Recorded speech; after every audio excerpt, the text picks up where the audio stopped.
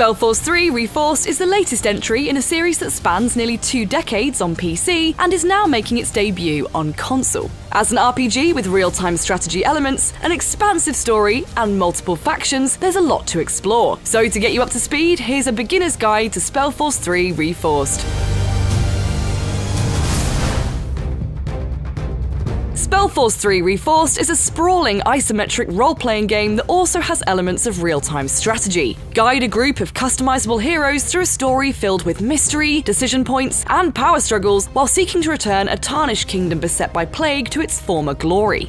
Take a very hands-on approach to the rebuilding effort through strategic management of units, buildings, and settlements across multiple regions and factions. This mix of playstyles includes party combat, resource management, and large-scale warfare to give players a range of short and longer-term goals to work towards. SpellForce 3 Reforced is a standalone story that takes place 500 years before the events of the previous installments. The prologue introduces some of the major characters and the RPG and RTS elements optimized for its console release. You don't need to have played previous games in the series to get the most out of SpellForce 3 Reforced, and the console version features the overhauls, improvements, and additions of the recently updated PC version, alongside optimizations to both the user interface and control scheme to make it feel at home on PlayStation and Xbox. Heroes are the heart of SpellForce 3 Reforced. At your command. Through them, your decisions and actions shape the story experience during the campaign. They are also the most powerful and reliable units in RTS encounters, able to deploy powers that can turn the tide of battle. Choose a predefined class or spread stat points to create a bespoke class. These choices multiply through skill trees that complement and empower one another, enabling you to create a hero that fits an established fantasy archetype or whose stats and abilities are of your own choosing.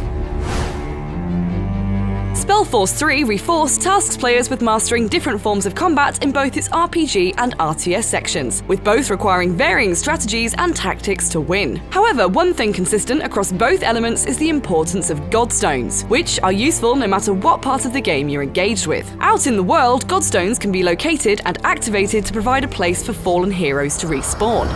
Alright, let's get back to it. Keep in mind that a fallen hero isn't necessarily a dead hero, as you have time to revive them before they bleed out. If they do die, they can be found at the nearest Godstone. In the RTS battle, activated Godstones can be used as portals to transport troops from one to another with ease. The starting sector has 1 Godstone, so make it a priority to activate any you find throughout the rest of the map to aid movement and provide reinforcements.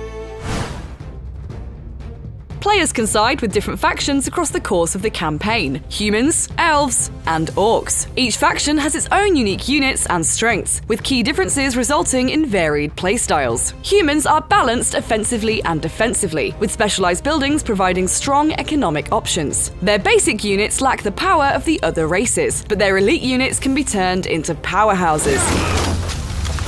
Elves excel at ranged combat, and their fighters are more skilled than human equivalents. They're weaker in the early stages from both a combat and economy standpoint, but grow to become much stronger as they progress through the tiers. Orcs are more heavily skewed towards melee units and larger scale expansion at the cost of robust individual units or buildings. Their swarm tactics can be overwhelming though, making them expandable, expendable, and in some cases, enormous. That's just the start. There's much more to explore in SpellForce 3 Reforced, out now on PS5, PlayStation 4, Xbox Series X and S, Xbox One, and PC. For more on SpellForce, stick with IGN.